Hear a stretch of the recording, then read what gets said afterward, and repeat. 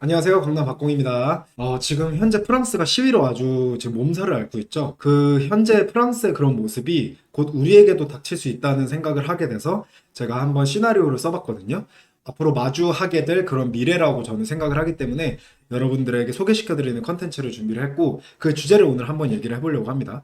자, 우리는 지금 자산 양극화 시대에 살고 있어요. 그 중에서도 가장 밀접하게 우리가 느끼는 부분이 뭘까요? 바로 부동산 양극화. 이 부동산 양극화가 극단으로 치닫고 결국은 사회 질서가 현재와 같은 모습이 아니라 새로운 자본주의가 등장할 수 있다. 저는 그렇게 생각을 하고 있거든요. 자, 누군가는 이렇게 자산을 많이 가지게 돼서 부자로 계속 부자는 더 부자가 되고 누군가는 빈자는 돈이 없어서 더 빈자가 되고 돈이 없기 때문에 자산에 올라타지 못하고 그 자산을 올라타지 못함으로써 계속 빈자는 또 빈자가 되는 그런 양극화가 발생을 하고 있다고 생각을 해요. 특히 자산 중에서도 부동산 양극화가 사실 심각하죠. 강남의 주요 지역에 있는 아주 좋은 아파트들은 계속 꾸준히 오르고 예를 들어 뭐 경기도 외곽이라든지 지방에 있는 아파트들 같은 경우는 오르지 못하는 모습을 보이는 이런 게 바로 부동산 양극화인데요. 결국 이 부동산 양극화는 세대 갈등으로 치닫고 큰 사회적 혼란을 가중할 여지가 저는 크다고 생각을 합니다. 이 부동산 양극화가 굉장히 우리가 프랑스처럼 시위가 벌어지고 사회가 혼란스러워지는 그런 데에 굉장히 큰 일조를 할 것이라 저는 생각을 하고 있거든요. 지금의 모습은 1920년대 경제 대공황 전과 굉장히 닮아 있습니다. 사회는요, 어느 한 곳으로 이 방향을 잡으면 그게 감당할 수 없을 때까지 그곳으로 끝까지 밀고 나가는 경향이 있어요. 예를 들어 제국주의와 식민경제의 그 끝으로 아주 끝까지 밀고 나갔을 때 결국은 세계대전이 발생하면서 그 사회가 붕괴해버렸던 것처럼요. 당시 1920년대에는 미국의 생산성이 극도로 상향이 되던 시기였거든요. 그 생산성 향상은 모두에게 풍요를 불러일으킨다고 착각을 하던 때였습니다. 으르렁대는 시기라고 또 표현을 하기도 해요. 1920년대 미국을요.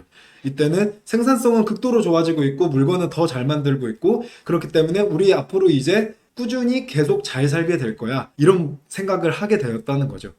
하지만 실제로 그 기업의 생산성은 기계 도입과 포드의 컨베이어 벨트 등으로 비약적으로 상승은 했지만 실제로 그 노동했던 그 노동자들의 실질 임금 자체는 상승이 크지가 않았습니다. 이게 바로 문제였어요. 식민지에 팔아먹는 것도 한계가 있었고 왜냐하면 애초에 거기 식민지의 소득 자체도 크지 않았으니까요. 물건을 팔기만 집중을 했지 식민지를 키우고 그런 거에 집중을 했던 상황은 아니었으니까요. 생산 시스템과 설비만으로 성장하던 그 공급이 결국은 수요 대비해서 공급이 훨씬 더 높아지게 되는 초과 공급으로 이루어지게 됐고 결국은 수요는 그대로고 왜냐면 임금이 그대로니까 수요는 그대로고 공급은 계속 올라가게 돼서 소비 붕괴가 일어나 버린 그런 상황이 바로 경제 대공황이었던 거죠. 그럼 현대 지금 우리의 모습은 어떠한가? 부동산 양극화 뉴스는 우리는 매일 접해요. 양극화가 심해지는 현상은 우리가 지금 목도하고 있거든요. OECD 국가들 모두 소도시와 대도시 간의 주택 가격이 격차가 그게 날로 벌어지고 있습니다.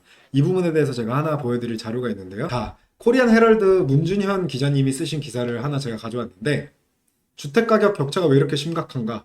부동산은 한국인들이 부를 축적하는 주요 수단 중 하나입니다. 서울과 인근 지역의 수요가 집중되면서 대도시의 집값은 계속 오르는 반면 소도시는 인구 감소와 경기 침체로 어려움을 겪고 있습니다. 그쵸? 우리나라 진짜 그쵸? 우리나라 대부분의 부자들은 부동산으로 돈을 벌었고 그리고 부동산을 가지고 있습니다. 그 부동산을 통해서 계속 자산을 증식하고 있어요. 근데 그 부동산들이 대부분 무엇이냐? 주택으로 친다고 하면 서울과 같은 대도시의 아주 요지에 있는 그런 부동산이라는 거예요. 반면에 소도시 같은 경우는 인구 감소와 경기 침체의 어려움을 겪고 있기 때문에 가격이 대도시만큼 오르지 못하기 때문에 또 양극화가 발생을 한다는 거예요. 자, 제가 OECD 또 자료를 하나 가져왔는데 이 자료에서 말해주는 게 무엇이냐면요. 한국은 그러니까 OECD 국가들이 대부분 다 대도시랑 소도시랑 그 양극화가 심해지고 있는 건 맞는데 한국은 이런 추세를 훨씬 앞지르고 있다는 거예요. 대도시 주택 가격은 한국은 OECD 평균보다 66.3%가 높았어요. 중소도시 주택 가격은 OECD 평균보다 오히려 46.5%가 낮았다고 해요. 단순히 수익률로만 계산을 해봐도 강남이 상승장 때 예를 들어 30% 오르는 것과 뭐 경기 외곽이라든지 중소도시가 30%가 똑같이 올라도 그 오르는 절대 금액 수준 자체가 굉장히 달라요.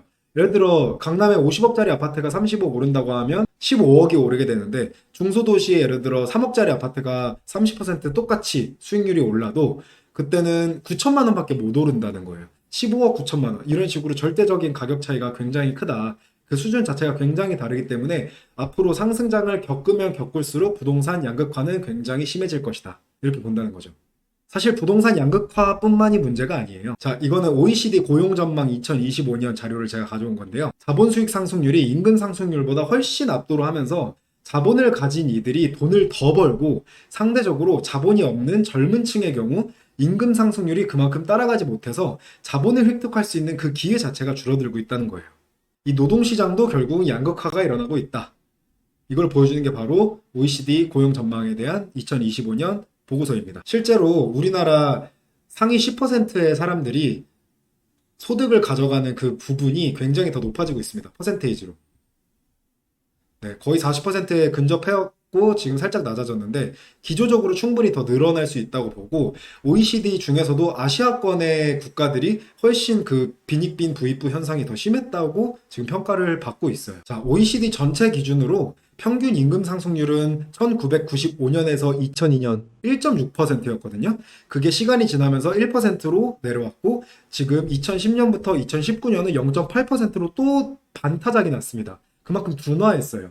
그러니까 평균 임금 상승률 자체가 굉장히 지금 낮아지고 있는 상황입니다.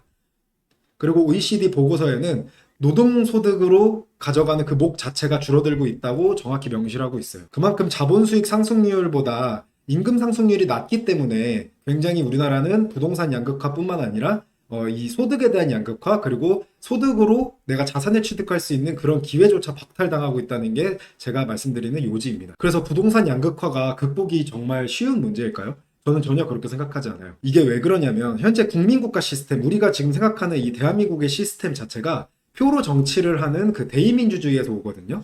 사실상 표의 수가 굉장히 중요해요. 그렇기 때문에 어떤 세대에서 표를 가장 많이 가지고 있느냐, 흔히 말해서 쪽수가 많냐가 굉장히 중요한 거죠. 기성 정치인들은 양극화를 잡기 위해서 선택을 한다는 게 굉장히 쉽지가 않습니다.